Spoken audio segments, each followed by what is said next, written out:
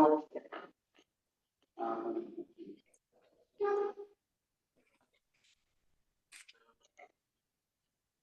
so is this working? Yeah. Yeah. No, not yet. This is. What?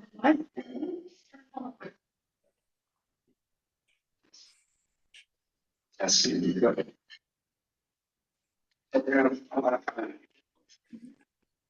Welcome, everybody. I want to welcome all of you to our Westwood Village Friendly Rotary. And so, look at all these interviews. Hello, everybody. Look at Steve Shear.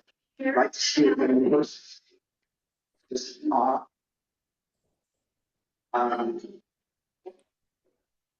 This year, our theme is Imagine of Rotary.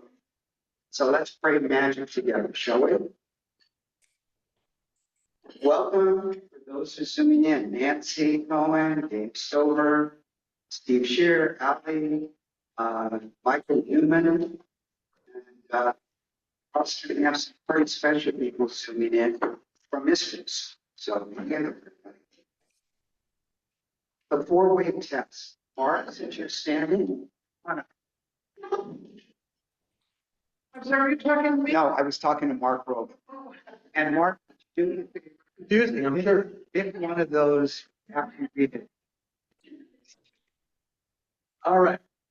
The rotary four-way test, things that we think, say, or do. I just did this yesterday at the Carson Dominguez Gardena. Is it the truth? Is it fair to all concerned?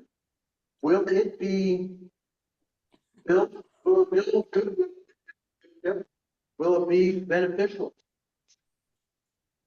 I know that Rotary doesn't get political, but I've been asked to say, to give an example, and I'll just say, is it the truth?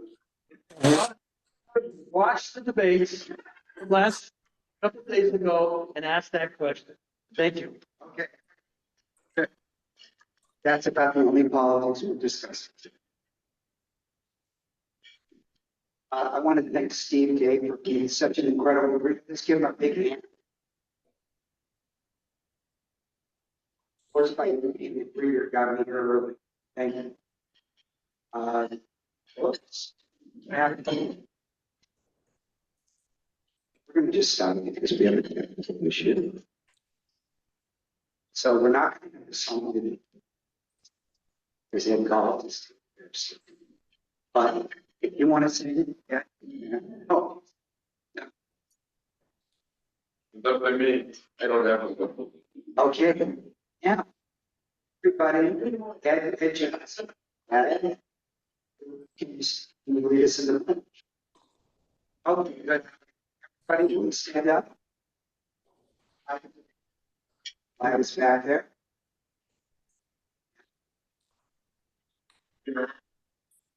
Allegiance To the flag. To the republic.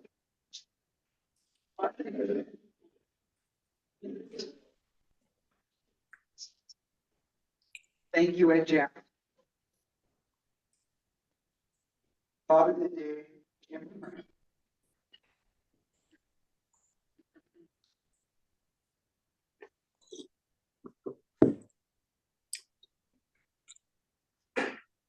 sort of continuing what I had started last week, shared a little bit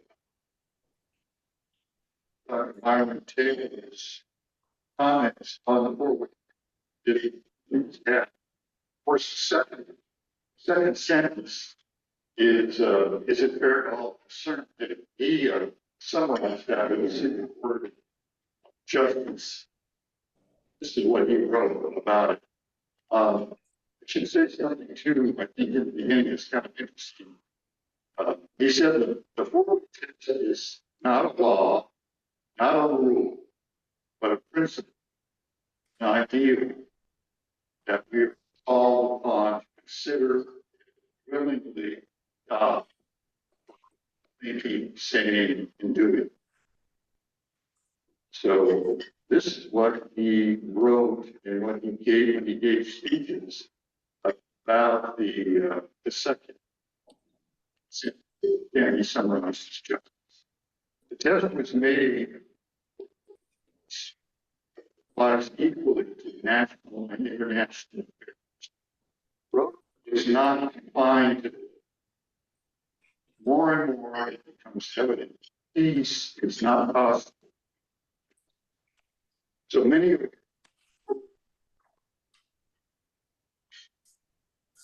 that is the one reason that our supply, our literacy program is even better.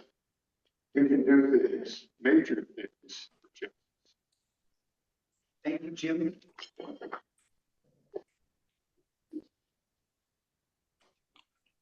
Oh, I want to thank Janet Schwartz doing the windmill. Shirley, he said about reading. Oh, visiting Rotarian. So, you want to introduce somebody in this very special to you? Oh, you're. All right. Yeah. Here we go.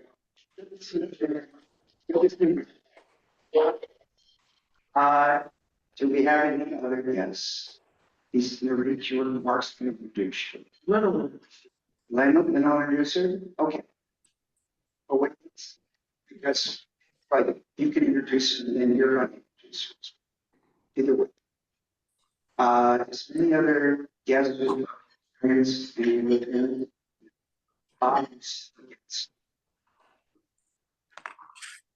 No, he's a member. He's a member. Okay, so now either Mark, Lynn, would you come up here and introduce and read? So, my name is Beer. We're so lucky. Then the microphone. You're out here, the Bible. Oh. We're lucky because the great news of Jeff comes here several times here. She's only here for a few days, and we're lucky she's here on a Thursday. And Lori has become one of our closest friends over the last almost 5 years. I can't believe this January was 5 years since we met. And Mark and I fell in love with Lori and her perfect player and everything that they have done. The school they have started in Israel is unbelievable. And there need to be 100,000 of them, but right now there's one. And I always describe it, I describe things very simply as just because our parents hate each other and want to kill each other doesn't mean that we have. And I'm sure she's going to tell you some of the stories that she's told us that made me cry. And with all the Palestinian, all the oh my God, and everything else, all the students continue to come back to the school. The parents send them back. What's been created here is unbelievable, and we love the reason.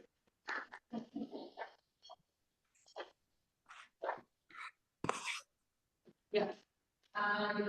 So my only part supposed to join us. Here, wonderful. So thank you very much for the opportunity, and thank you, Mark and the game friends as well, for really making me feel at home. And Rotary, and Rotary became very important for us.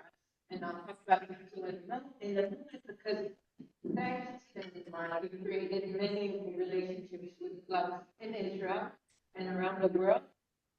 They invited us to the Houston International Convention, and now we have friends in Houston. And through that convention, we have friends in many places in the U.S. Also, we have students coming for the first time from Venezuela, and that's thanks to someone we met at the Rotary Convention that helped us. So, in short, I'll talk in short about the school, and then we have 3 students who will talk about their experience. And as Mark and Lynn know, it's always more interesting than to hear me. So I came from pharmaceutical. I used to work in GlaxoSmithKline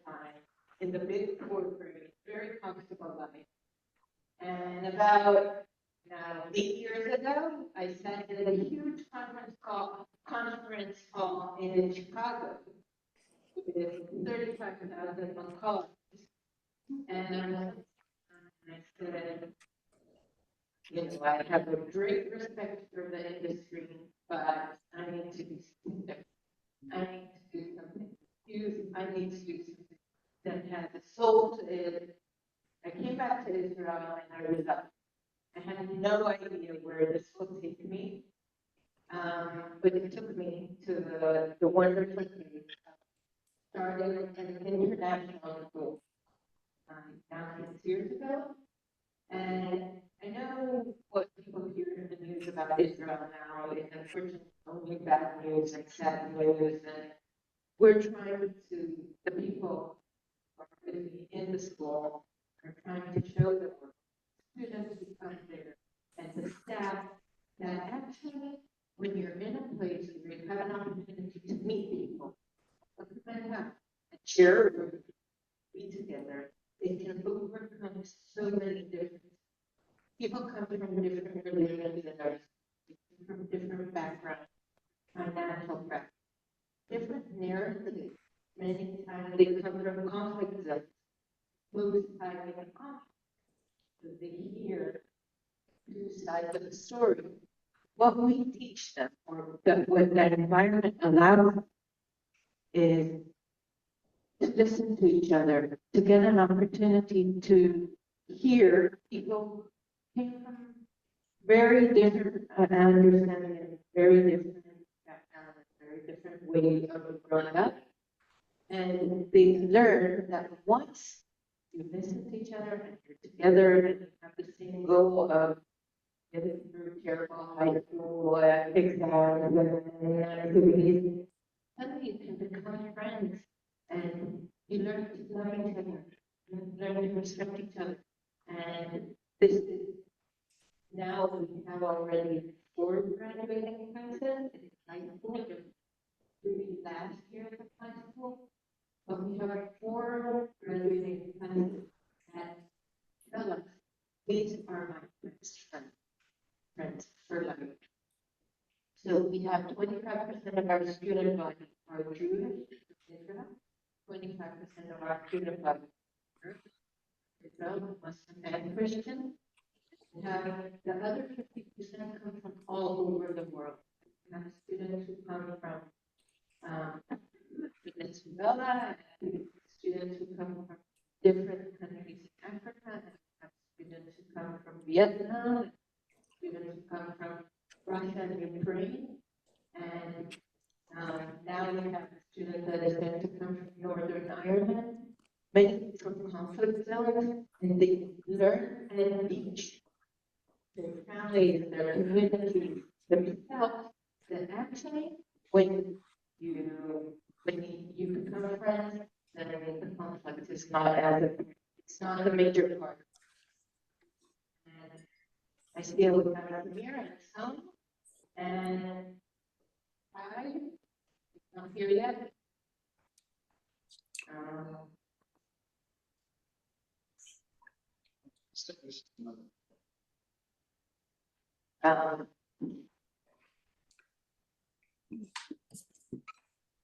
Hi, Salma.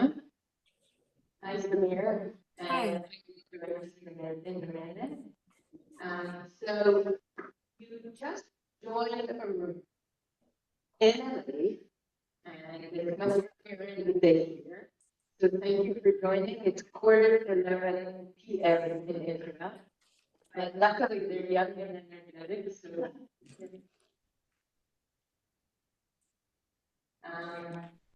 and I am as well. So we have 3 students with us, and actually they will introduce themselves. We don't have a lot of time, I was told a few minutes, but they are wonderful and they represent very well what I would like to do. So, Sama, let's start with you. And if you can just start by saying who you are and where you, and then we'll go to the few more. Okay. Hi everyone. I'm excited to be here. My name is Salma. I'm from an Arab city in the center of Israel called Taibe. And I'm a DP2, so 12th grader at United. And I've been here since I was a pre-DP. So I've been here since I was in 10th grade. Yeah, and I'm really sad that it's my last year. Hi. Will you introduce yourself?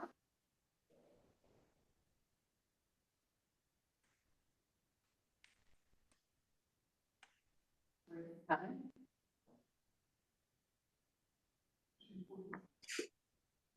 Hi. Where, It's right here. You just have to speak. what's that? He's right here. You just have to. Yeah. Hi. Okay. We don't hear you. Yeah. Yeah, sorry, my microphone wasn't working. Hi, I'm Kai. Um, I was born in the United States and my family Hi. made Aliyah to Israel 5 years ago. Um, they just moved back to the United States, but I still live in Israel. Is Hi. Can you somehow get closer or to the computer some way so we'll hear you better? Yeah, is this better? Okay, so go ahead again. Okay. I'm Kai. I was originally born in America, and my family moved to Israel when I was 12. Now my family just moved back to the United States, and I still live in Israel. So Kai decided to stay with us, and you are Jewish, and some are Muslim. And for the sake of this call, it matters. Usually in your state like that, it doesn't matter. And Samir, Hi, can you hear me? Just making sure. yes, speak a little bit louder. We don't hear well. Can you hear me now? We'll try. Okay, so hi everyone. I'm Samir. Originally, I was born in Liberia, and my father is Indian, so I'm mixed. And I recently got to know this summer that my roots are actually in Pakistan up to Afghanistan, and I met my tribal people this summer. So I'm a DP2 student, a 12th grader, and like Salma said, it's really sad. It's gonna be our last year. And yeah, that's me. And I like to write short stories and poetry. So we have very limited time. So I'm going to jump with you immediately into um, the real thing. So not many Jews and Arabs in Israel have an opportunity to meet each other, to share rooms, to live in a community together. Um, and specifically after October 7th, I know the world thinks that we can't talk to each other, and we are trying to prove to the world that it can be different. So if each one of you can talk a little bit about your experience and the uniqueness of what you feel or what you're going through. Sounds like you go first. Yeah, I can start. Okay, so I always say this every time someone asks me like what my favorite part about the school is. I always say like I like that our dorms are very diverse. So in my first year of boarding, which was last year, I had an international roommate from Ghana and another local roommate who was Jewish Israeli. And I think that that's one of my favorite elements about the school is that you live with these people and you get to know them and as human beings, and it really humanizes the other side in a world that really tries to dehumanize us. And we humanize each other, and it's a beautiful experience, I think, that we view each other as equals and as peers and just teenagers. And I really like that. Hi.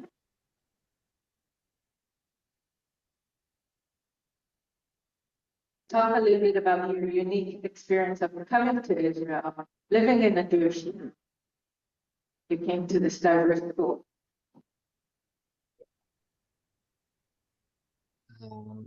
Ty, we don't hear you.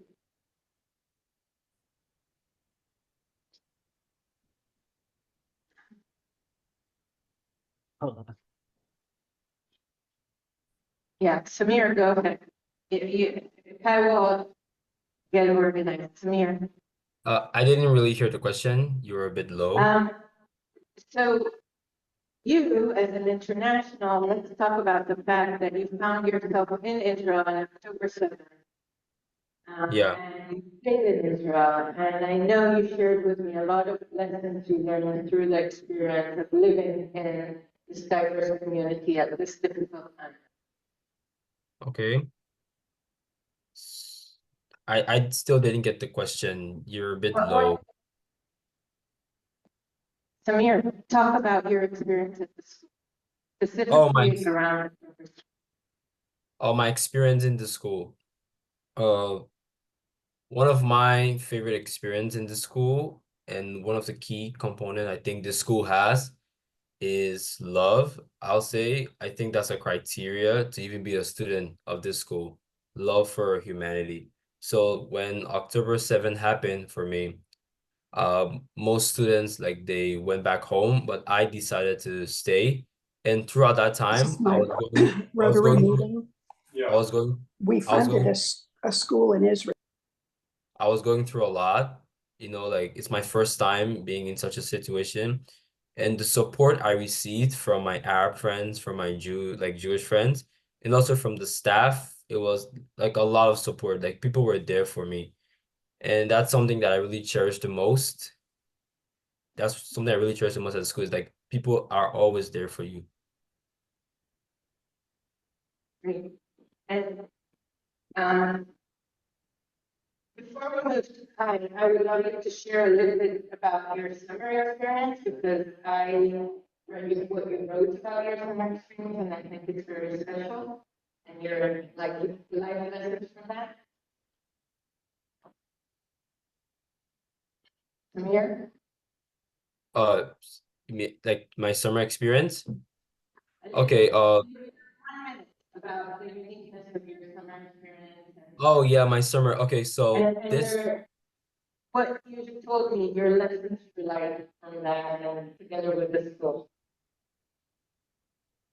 okay, so my summer experience while embodying like the spirit of the school. So I spent my summer in India, in Madhya Pradesh, in a like small town called Sendwa. So in the town, while I was with my grandparents, I spent a lot of the time at like a religious place. It's called a Gurdwara. It's where Sikhs go to worship. And during that time, I would always like help cook, clean, and serve the people who didn't have food to eat. And also, I attended a public school like 3 days a week as a guest student. And during my time there, I would have workshops where I would share with them what I'm doing in Israel as an international student. I would share with them like the vision that United has of an open and shared society because that's something that they're really used to. Like the place was really like they weren't open to the idea. So I was introducing the idea in my hometown in India. That's mostly what I did this summer. I was trying to be like an Okay. ambassador to the school.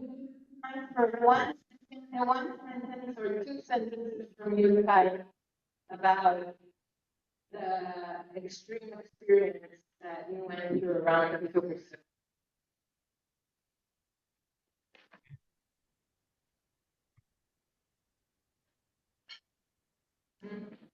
Yeah, something is wrong.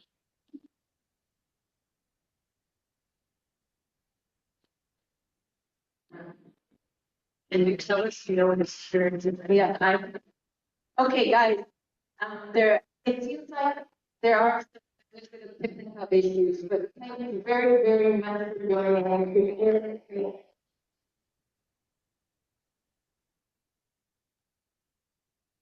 And you are allowed to go to sleep. Everybody's gonna share. Thank you.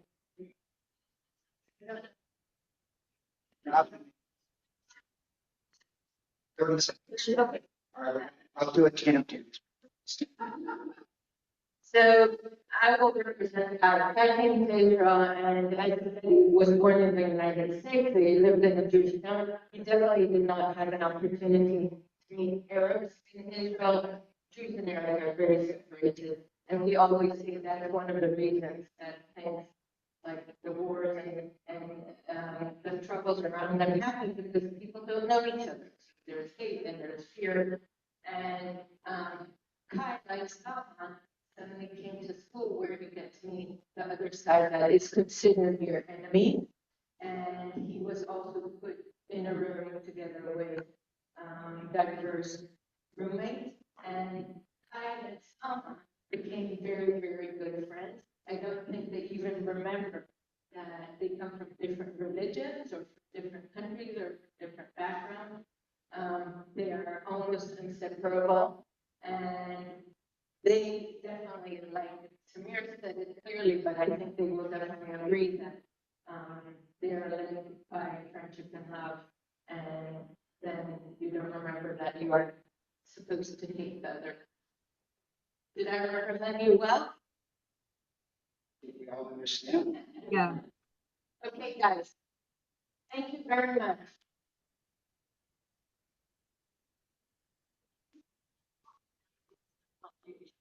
Yeah.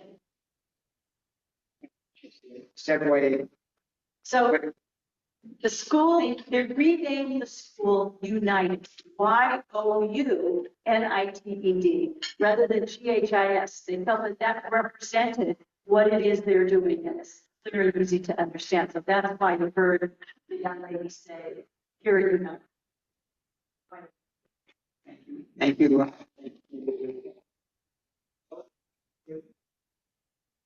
You know, a great close nexus continues for women's basketball. We asked about people who did not get it. Anytime we want. Oh, yeah.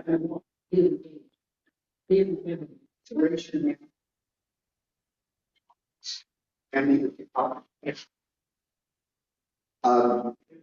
give your hands up. That was interesting. As you can see, we had technical difficulties. We're moving right on.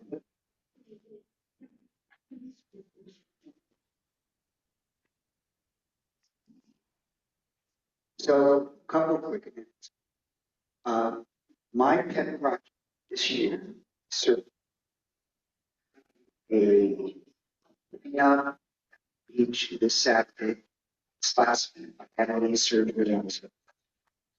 So, those of you who come out between 8 and 10 to Annenberg, which is where the back of the beach.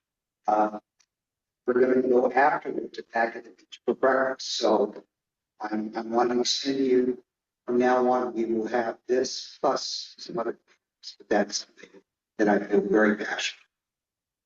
Where exactly is it? Where is? Oh, that is at back at the beach, which is if you want to go, you want to go. Up the street, everyone. It's Pacific Coast Time. That's probably. It's right next to, I'm trying to remember what the Annenberg is. I'm going to just make it right. I'll get you. Right there. Yeah, yeah. You just look for that. Right there. Thank you very much. Okay, perfect. Now we have a activities. I would love to give you some time, but you have, that's, So I sent everybody an email. If you opened it, you know about it. But this is with the date of peace is the 21st of September, not this weekend, but the next weekend. And it's a combination of District 5280 and Jane Goodall's charity Roots and Shoots. And Jane Goodall is not coming to appear on Zoom. Jane Goodall is not singing in the video. Jane Goodall will be there. Wow. And it's free. You don't have to make reservations. And I'll put my piece on each table, maybe you can take a picture of it with your phone, okay? You don't have to turn it on. And I will send you the address down in San Pedro and District 5280. It's really very close to have a booth.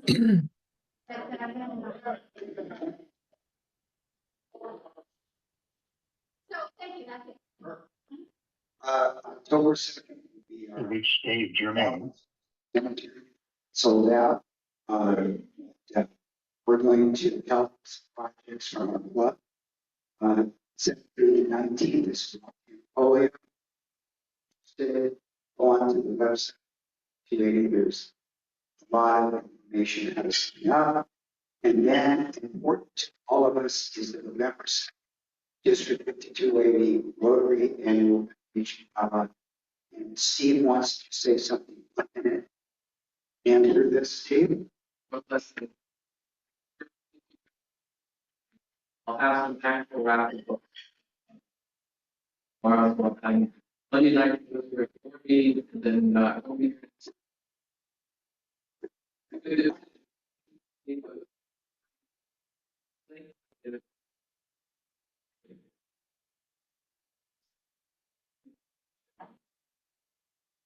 Also, if we're interested in going to the event itself, right now we have a table, full table, plus on top of that mark, and then there's just a sponsoring table. I think that we're inviting some of our movements to the outpatient celebration. November 2nd, SoFi Stadium should be very good. Thank you, Steve. Now it's my pleasure to introduce somebody I know personally. So let me just give you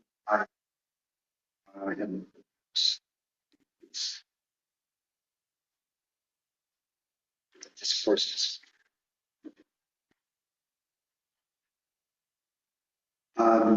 It's very interesting. You really don't know a lot about your neighbors until you give them a lot.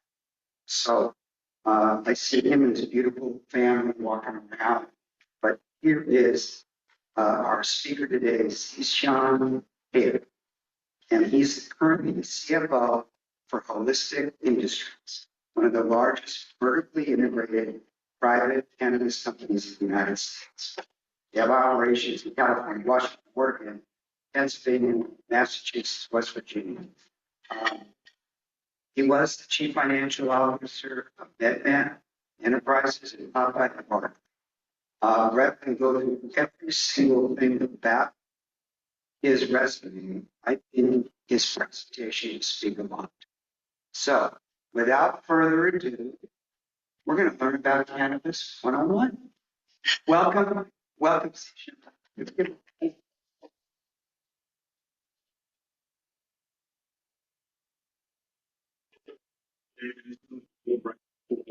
Going to do the next house over with my wife Lisa, with two little girls, Ella and Susan, 4-year-old and 3-year-old.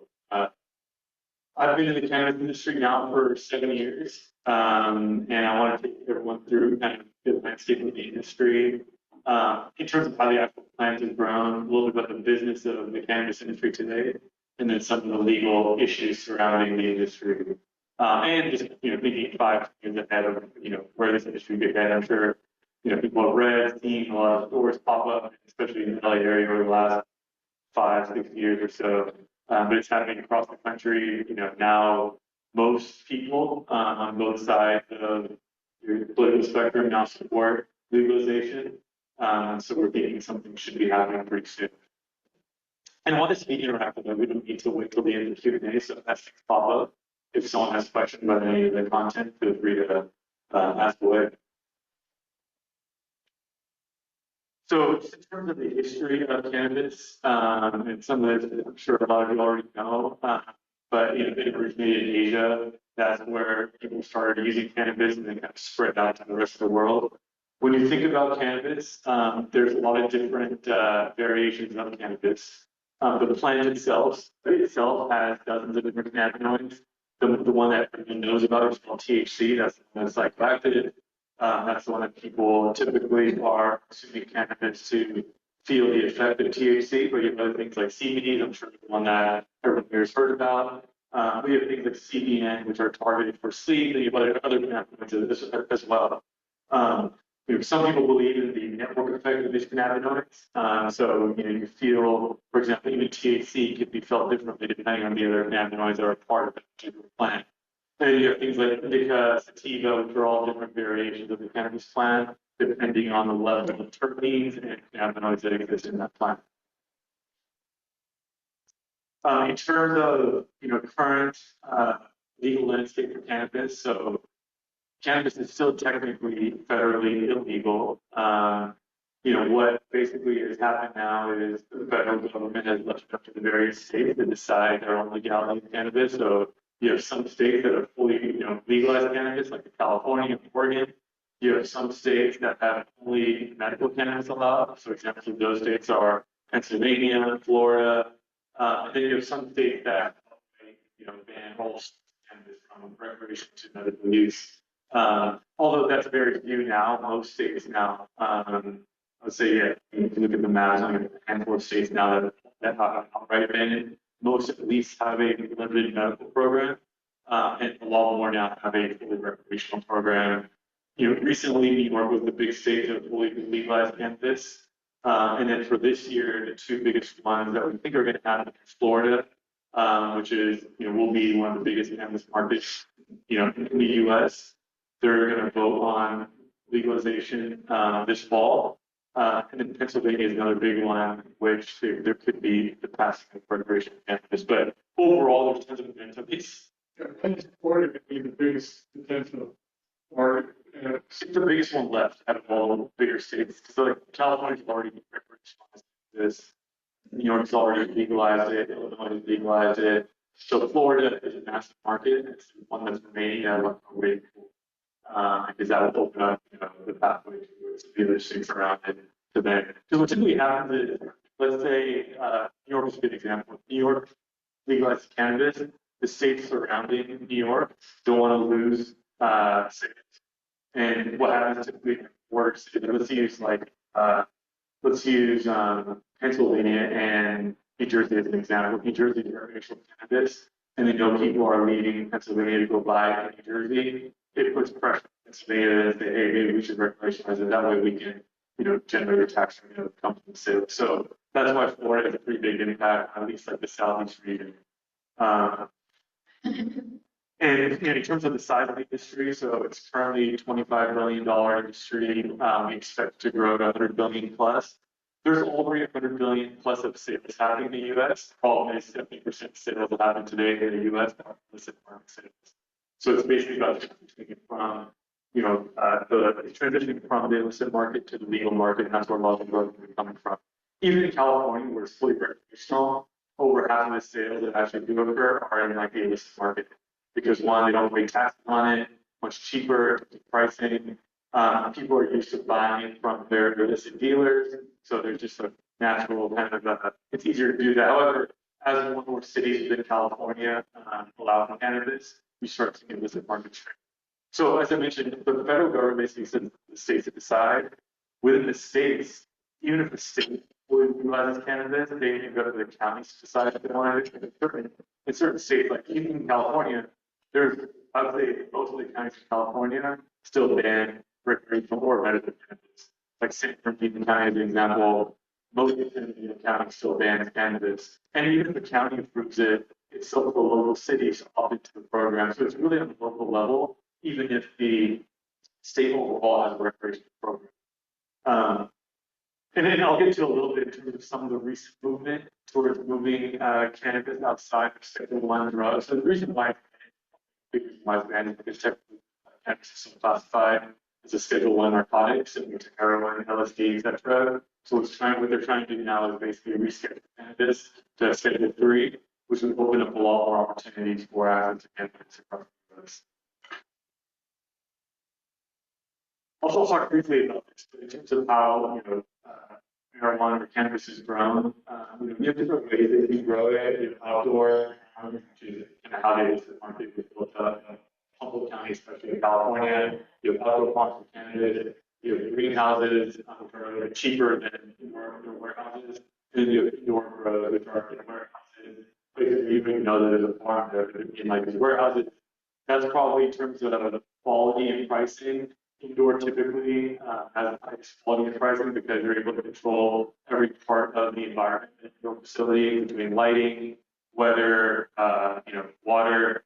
Outdoor farms, you have less control of every variable that goes into that, so typically the quality is a little bit lower than you would find on indoor farms, but depending on the type of company, depending on how much capital you have, I would say the companies that have a lot of capital opt to go to the indoor warehouses because you have higher yield, better quality, better pricing, and you just get better return.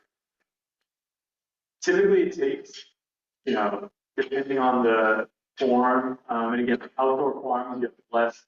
Basically, the cycle is much longer when you have outdoor farms, so it can take up to 5, 6, 7 months for one harvest. When you go indoor, you can have more throughout the year. That's another reason why a lot of the well-capitalized companies end up opting for. You have a few different stages of growth. You have kind of germination line, that's when like sprout, sticks out of the soil. Then it grows leaves. That takes another few weeks. Then you have the actual when like most of the growth happens, which is you start seeing the plant actually grow. And again, depending on how you're growing it, you can have a few feet high, up to 6, 7, 8 foot high as well. Then you get into the flowering of it. That's what you would think about a marijuana plant. You're taking that flower, you then dry it, turn it into whatever product you want. And I'll go through a little bit types of products that currently exist in the market. So you have kind of 4 main ways to consume cannabis. Smoking is still about 60% of total consumption, especially in the legal market. When you think about smoking, you can smoke actual flower, you can smoke vapes, which are based on concentrates, or you have pre-roll, which is the actual flower just ground up into something that's a little bit more easy to consume. I would say overall smoking has come down a bit over the last 5 years or so, just because of the potential health ramifications from smoking, from inhaling something that's combustible. However, it's still the majority of the marketplace, but that is how people have been used to consuming cannabis going back decades. Edibles is another kind of popular kind of form. You can have chocolates, capsules, gummies, beverages, which are starting to get more and more popular. I would say edibles are one of the faster growing kind of segments in the industry just because it's a lot cleaner relative to actually smoking the product. So a lot of people that are consuming for things like sleep or pain or anxiety are typically using edibles because it's a much easier form factor. You have oral, which is a little bit more on the medical side. So you have things like tincture, capsules. Prior to my current company, I was at Barkley, which is the #1 kind of tincture and capsules company in California. So they focus more on the medical side of it. And then you have kind of body care, things like lotions, oils, pain creams. I know he had mentioned something recently for his post-surgery. But that's also becoming a popular thing. People are using it more to work. Right? I would say overall, between like recreational use versus medical use, it's still about 90% recreational. Even though a lot of these states legalized it for the medical benefits, and it has technical benefits people are using for that reason, but still mostly users and consumers in the industry are still using it for recreation. In terms of how the supply chain works, and this is also very market dependent. Every state has set up their supply chain in a different way. In some states, they try to align closely with how alcohol is distributed. In other states, it's very different. This is more of a California view of how the cannabis supply chain works. So, typically you start with cultivation. So you have cultivation facilities. Again, they could be outdoor farms, it could be indoor grow houses. You start there with cultivation. That produces the actual flower that you're going to then use for the various products in the industry. So the flower, the portion of the growth that's being allocated to actual flower, you just end up packaging that flower and selling it. If you're creating things like concentrates or vapes or pimples, you send flower to the manufacturing part of the facility. They then extract the THC or whatever other compounds from that plant. Then they put that into things like edibles, drinking space, etc. But then all of that then goes to the distribution. So you have distributors in California that are typically separate from the growers and the retailers, sort of like a third party in the middle of the supply chain. Those distributors then work with the various retailers across the state, and they sell it through the retail stores. Currently in California, there's roughly 900 stores across the state. Most are in the bigger cities, so LA, San Francisco, San Diego, etc. But now more and more counties, even outside of the main counties, are now opening up retail stores. You have some delivery as well. I'd say 10% of the sales in California are third-party delivery. So you have companies like DoorDash companies that now deliver to people's homes. But right now, I'd say based on where the industry is, a lot of people still want to go into the stores to learn various products. I would say 90% plus of the sales in California are still done through traditional retail stores. Then you have these things called consumption lounges that are now starting to pop up, which are sort of like a part equivalent of cannabis, where you can go in, you try a product, and you can buy them afterwards in the store. That's usually affiliated with that consumption. In terms of what the economics look like for the plant, so typically, these vary by state, so these prices can change. This is more just illustrated to show what it looks like to profitability. So typically, when you're growing cannabis, grow it at $400 a pound. That includes things like labor, it includes fertilizer, water, soil, all of that, $400 a pound. You can then sell that flower for roughly $1,500 a pound, depending on the quality of it. It can reach, in some markets, even in California, you can buy flower for $1,000 a pound if you just want low quality trim. And you can also go up to like $2,500 a pound if you're pretty really high quality flower. These growers typically then sell the flower to brands that are packaging that flower. So you sell it to a brand at $1,500 a pound. They put another markup on it to get to $2,500 a pound. They then sell it to the retailer for $2,500 a pound, and the retailer then marks it up 100% typically and sells it to consumers at $500 a pound. Again, this varies drastically depending on the state that you're in. In some states, like let's use Pennsylvania as an example, where there's a limited supply of product, you get more both as a grower and as a retailer. As more and more competition comes in the state, and those prices start coming down, this would make it seem like everyone's getting rich off the industry. They're actually not, because there's still heavy taxes related to operating in the industry. And that's one of the byproducts of cannabis still being a Schedule 1 product, is that they can take more deductions that other traditional companies can take. And as a result, effective tax rates for most of these cannabis companies can be 60 to 70% just for the federal side, and then you have additional for state and other taxes.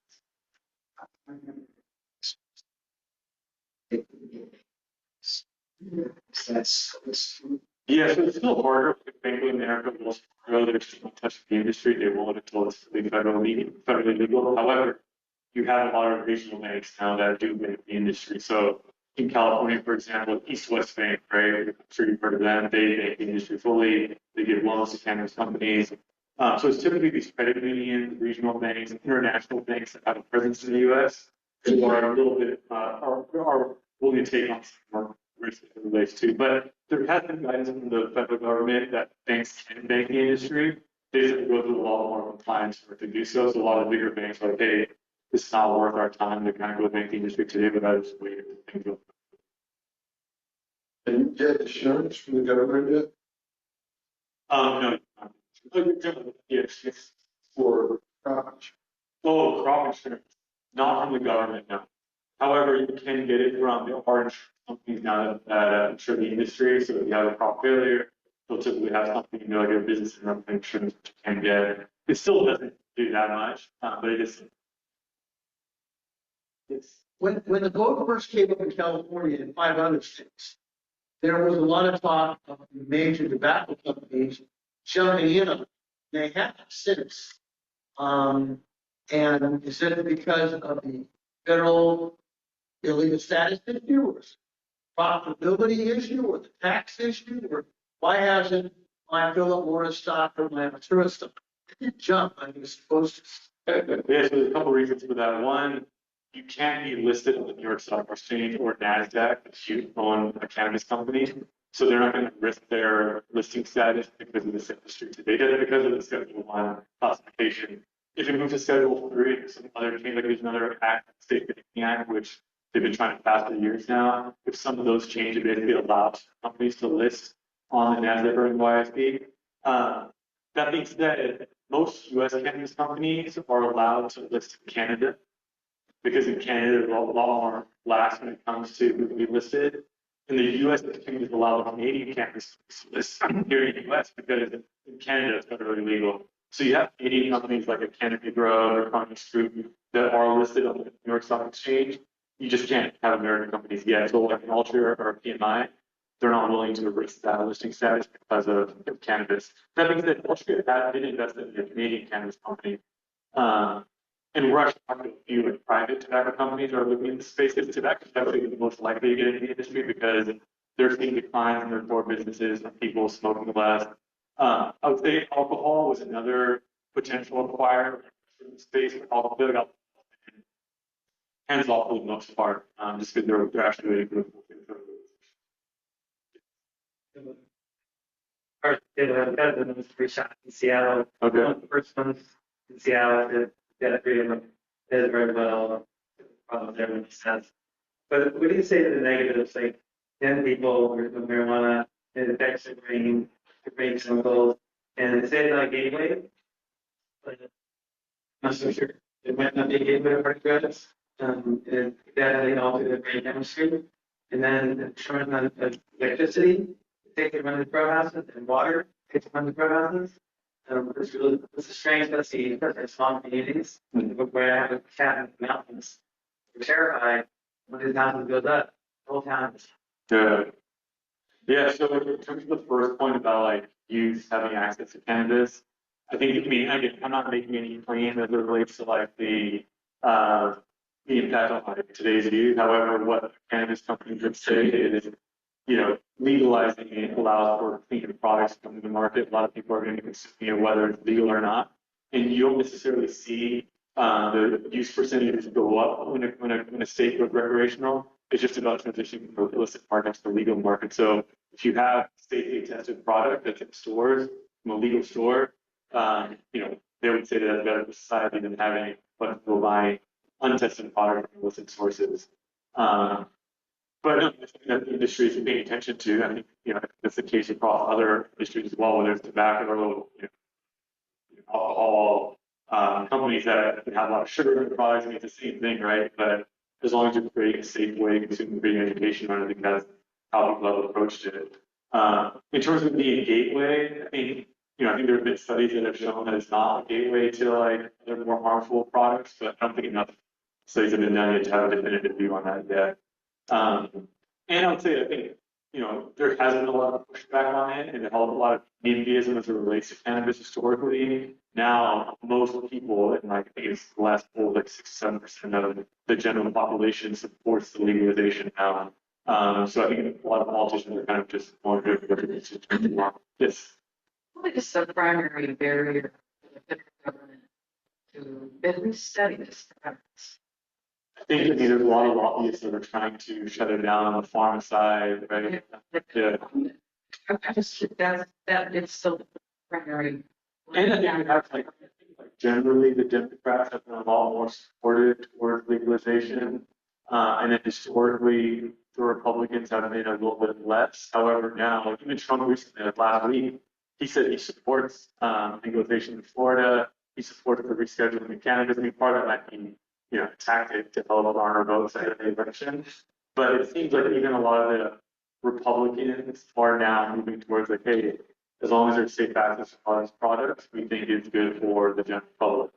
But in terms of why federally, I mean, that goes back to like the war on drugs and like all the purpose there in terms of getting legal access. And I think some people are fearful that legalizing this or rescheduling this both could open the way for other things to potentially be legalized, right? Whether it's, other psychedelics, things like that. So I think there's still a lot of fear of the unknown.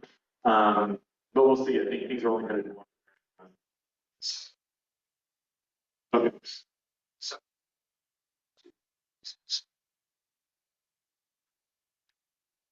Yeah, so this is the last slide about issues moving forward, but a lot of this key, however, is, especially the first one, I'll just speak with interstate commerce, another big thing.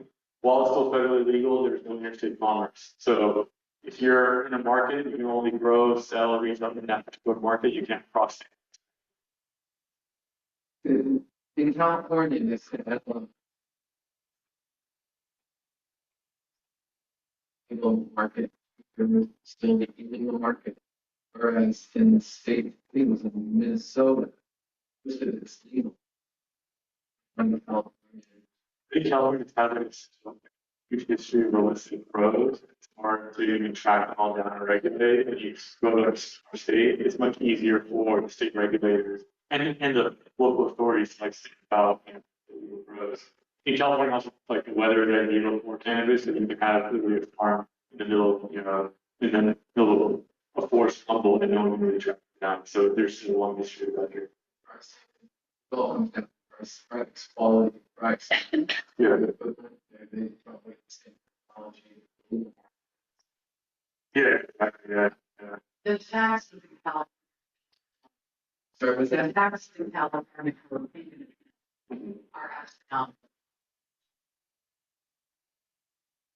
Yes. Will the federal government want back taxes? Yes, they're going to probably federally legalize it. Obviously, actually see like. Will they want taxes for sales done in the next? Oh no, they don't do that. I think Washington State will stockpiling. Yeah, money. they still do take tax. Like, we still have to file federal taxes. We still pay the government, federal tax, enormous sums of it every year. But they're going to impose an excise tax on top of that. One more question. Anybody have? More and more research showing that long-term use of marijuana that lessen rate of growth or has any state reversed legalization.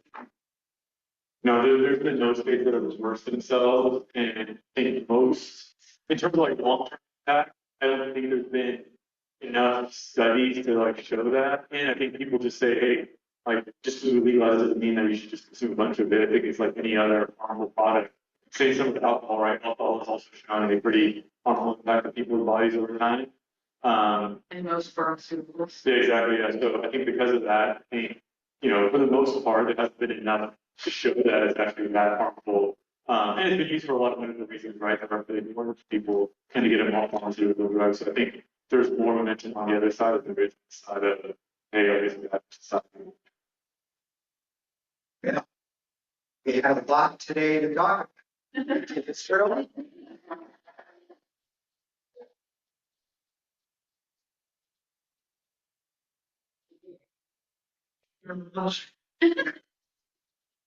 You have a, yeah. Good. So this is the you see everybody that I'm coming.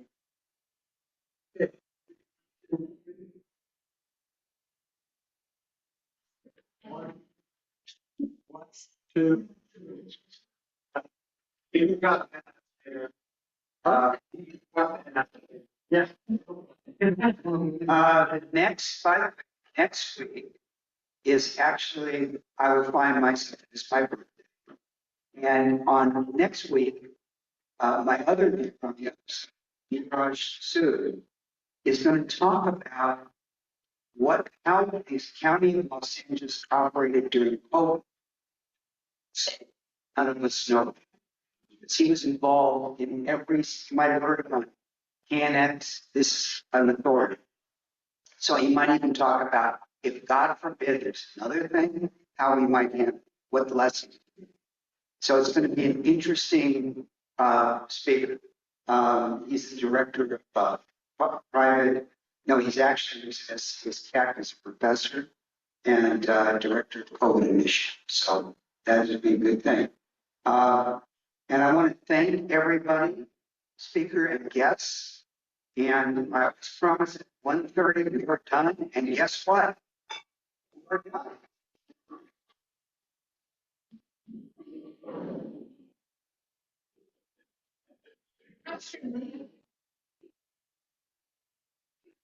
I like